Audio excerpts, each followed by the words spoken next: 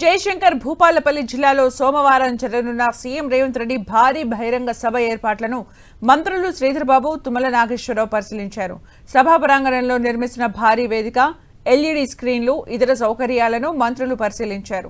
సభకు భారీ సంఖ్యలో కార్యకర్తలు, ప్రజలు రానున్న నేపథ్యంలో ఎలాంటి అసౌకర్యాలు కలగకుండా చూసుకోవాలని అధికారులకు ఆదేశాలిచ్చారు.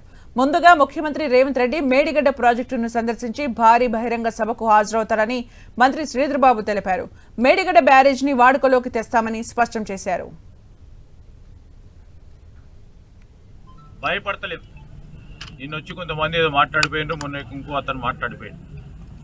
భయపడే ప్రసక్తే లేదు. ముఖ్యమంత్రి గారు భయపడే ప్రసక్తి లేదు, ప్రభుత్వం భయపడే ప్రసక్తి లేదు. ఈరోజు బాధపడతా ఉన్నాం.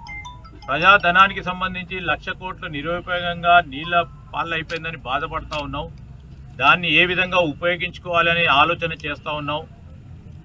ఈరోజు జల వనరులకు సంబంధించి కేంద్ర ప్రభుత్వ సూచన మేరకు చేస్తూ ఉన్న నివేదికను తీసుకొని ముందుకు పోవాలి. మళ్ళొక్కసారి డబ్బులన్నీ నీళ్ళల్లా వాళ్ళలాగా వదిలే కార్యక్రమం చేయకూడదని ఈరోజు ముఖ్యమంత్రి గారితో పాటు మా క్యాబినెట్కి సంబంధించిన సహచర మంత్రివర్గ పెద్దలు కానీ ఈరోజు యావత్ మా ప్రభుత్వం కానీ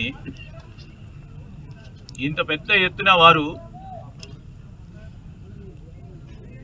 కట్టడం చేయాలని చూపెట్టిన చొరవ, ఆ ఉత్సాహం, ఆ ఆసక్తి నాణ్యత పరంగా చూపెట్టకపోవడం జరిగిందనే మా బాధ.